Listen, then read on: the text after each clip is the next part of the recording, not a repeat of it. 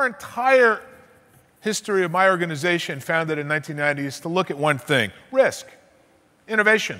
What's coming over the horizon? What's next? Write books, lots of clients, but it gives me kind of an unfair advantage because I get to see everything first, and I get to think about what's coming next. We also have diagnostic tools and big data analytic tools, so we're not just doing forecasts, but we're building tools to do better forecasts, since that's our passion.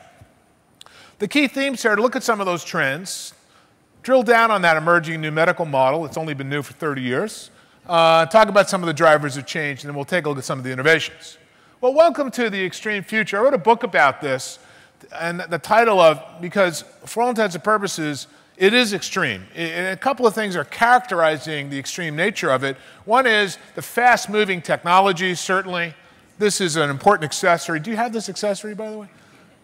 Just to give you an example, MRI scans in medicine, other than for identifying disease, but to understand how the brain works, that technology is moving faster than any computer or biological technology has moved in the history of civilization. We're using MRIs right now. We can actually identify where the parts of the brain are associated with telling the truth, or actually being able to decode. About a week ago, I was interviewing an eminent physicist, Michio Kaku, who wrote The Physics of the Future, and we are now able to actually capture images from the brain. So this technology is just one analog of, we're living in a sea of innovations where these innovations particularly are very aggressively and in an accelerating way disrupting business models, enabling customers certainly and employees to do things they've never been able to do before, particularly understand knowledge better and to be able to provide more services. In healthcare, we'll drill down specifically on a number of them, particularly what's next for genomics and things like nanotechnology as well. But also they're representing an entirely new era for rejuvenation and regeneration. That's also a very exciting new area because all of us want to live an extra, certainly 50 years with the vitality of a 20-year-old, not the brains of a 20-year-old, right? We all know that, right? Yeah. So you can hear a lot more about life extension. We'll talk about some of that. So it's kind of a setup of where it's coming, right? I'm not just going to hit you over the head with a shillelagh about, what's coming, but give you a sense. Here are some of the drivers that we're going to drill down on. I'll talk more about some things versus others, but here's kind of the map of key drivers. Certainly, a key driver is cost. We would not be having this conversation around changing in the medical model to focus more on wellness, prevention, prediction, health promotion, if it wasn't for cost. In fact, it's kind of like the oil industry. When the cost of oil is fairly low or manageable, below certainly 150, below 200 bucks a barrel, you're talking about less incentive to invest in what? To make change in alternative energy. The same kind of analogy for healthcare. If that number was not that big light flashing in my face off your financials, and growing exponentially every year, and a drag on certainly profits, certainly on growth, then we wouldn't be having that conversation. Talked a little bit about disease, but let me just say the demand, particularly if you couple population dynamics, and you heard a bit about this from your CEO, about aging as one of the key megatrends, but the other side of that is depopulation. So depopulation is less access to people, less access to talent. Not only is the talent getting older, guess what? And we'll take a look at some data, but at the end of the day, less choices. And immigration, which used to be a key driver to offset the drag of depopulation, meaning we're not making enough babies, okay? We can't count on that as much.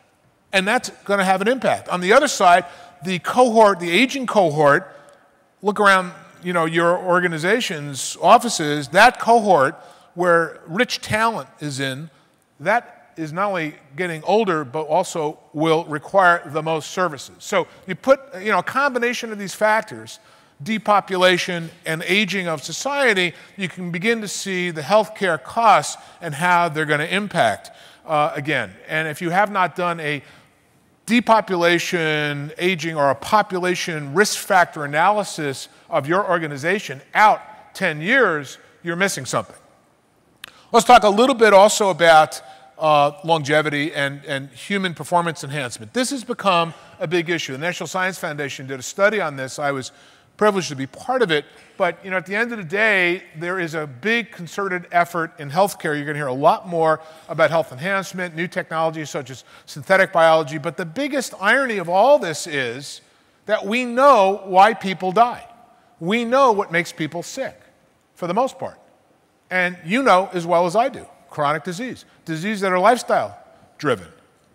And having that data has not made the significant changes that we need. And you can't wait for the US government to decide they're going to wave a wand and handle and fix all this. This is something corporations need to step up to, and it's one of the reasons you're here.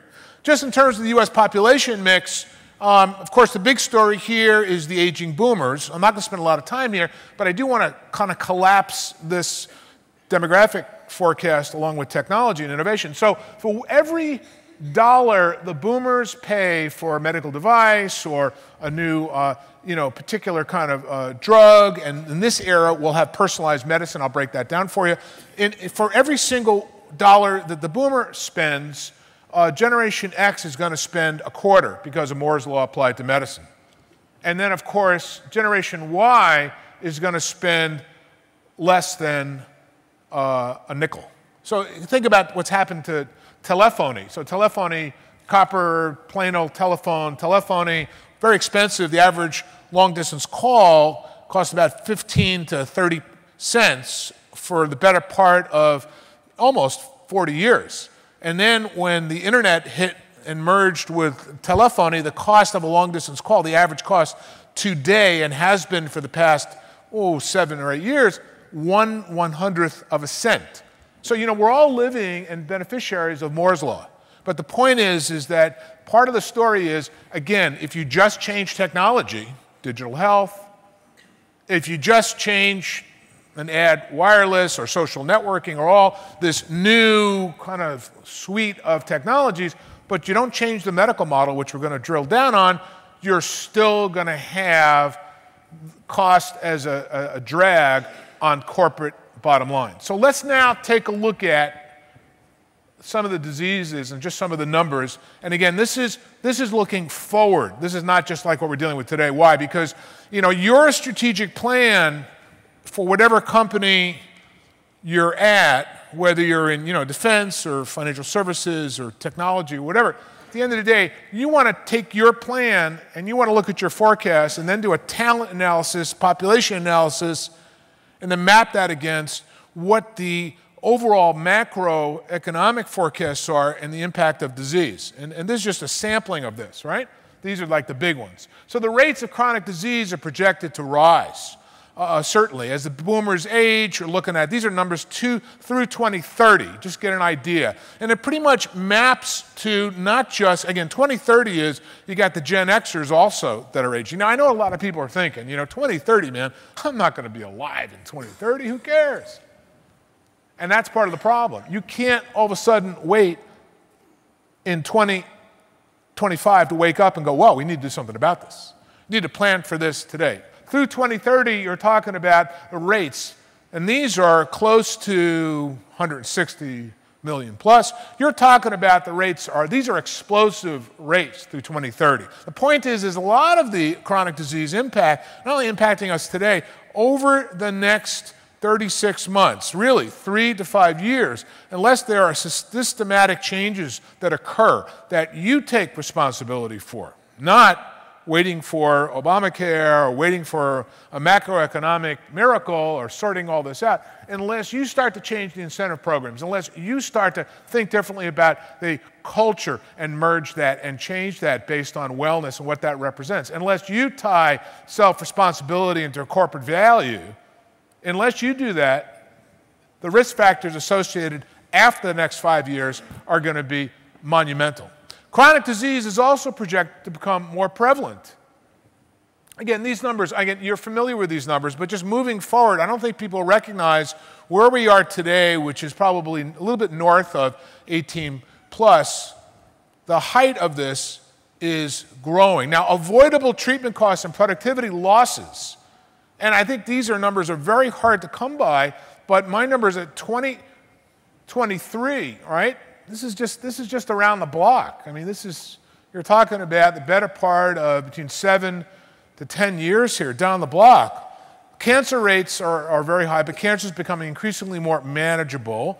But avoidable treatment costs and productivity losses, even from better managing diabetes, particularly stroke, cardiovascular disease, could end up bankrupting you or the nation.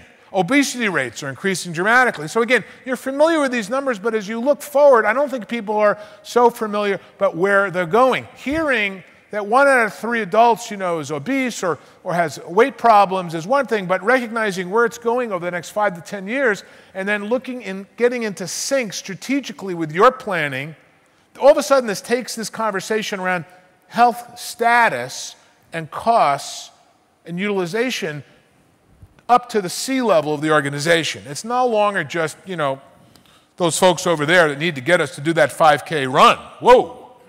Or we need to better, get our shots. Or, gee, losing a couple of pounds would be good, and that's optional. Because that's the way it is today. It's not going to cut it. I'm here to let you know. It's not going to cut it. It's like saying, wow, climate change, gee, that's a big problem. It's not going to cut it. The question is, and take Alzheimer's. Alzheimer's alone, the impact of lost productivity considered over the next 5 years is over $30 billion. The prevalence, 1 out of 3 men in this room over the age of 70, 1 out of 3 is at risk for Alzheimer's and dementia. 1 out of 3. 1, 2, 3, you. 1, 2, 3, you. Think about the implications. 1 out of 2 today, people over 85 have dementia. Today. Are you talking, look at the growth factor of this trajectory. Are we investing enough in R&D to be able, now this is a purely innovation-driven, invest more R&D, we'll get there because we haven't really made this a priority issue as opposed to chronic disease.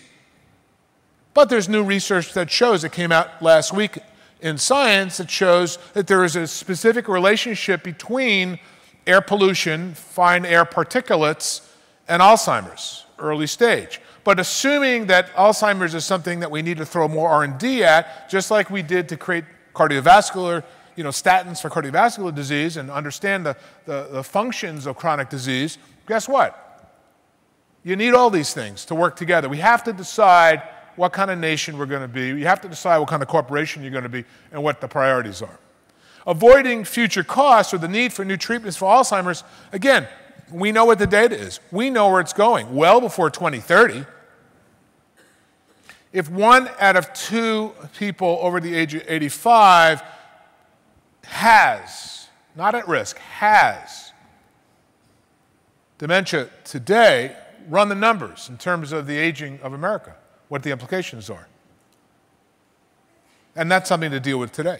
So, more effective treatment of Alzheimer's could save billions of dollars. New treatments for Parkinson's disease, certainly it doubles by 2030. Looking forward well before 2030. There's a couple of things that happen by 2030, just so you know, right? 2030 is a really important number, and my Institute for Global Futures are forecasting why. Because a number of different things line up in terms of forecasts. 2030 is important for 2 or 3 reasons. One is, by that point, healthcare is completely unsustainable. Well before that, all right? 5, 8 years before that. Also, 2030, the other key drag on the economy and drag on corporate profits is what? Energy. Not enough energy in the world to be able to keep pace with GDP growth past around 2030. Also, population, the carrying capacity of the planet in terms of feed itself and clean water, all those issues become much more prevalent in 2030. So that's an important era. Now, the good news is, and part of my mission as a future is to get you ready for all that, to say, okay, this is coming. Pay attention. Let's get ready. Why? Because I'm an optimist. I believe with information and forecast, what? That we can lick this stuff, that we can get on top of this stuff, that we can have the strategies and the capital. I came out of Silicon Valley, so I was at Apple. We knew we were creating a revolution. When I went to Apple, they said, well, what do you want to do? I said, well, who's in charge of healthcare and medicine? They said, what? there's nobody. I said, okay, I just finished doing that in Washington. Let's focus on that here. I gave the first computers to NIH, first personal computers, to do research using Macs to try to understand. I remember talking to the AMA, American Medical Association, and say, hey, listen, my view is, and our view at Apple is that technology is going to be a key driver of better patient outcomes and care and all that. And in 1984, they really thought I was smoking something and inhaling it, let me tell you. Personal computers, why would doctors want to have that? What's that about? So we all need to get ready for radical innovation. It's coming. It's going to change the game. You think about the changes in the past, not even, 15 to 18, 20 months, right? Craig Venter brought us the mapping of the DNA, went ahead and gave us the first artificial cell this past year, okay?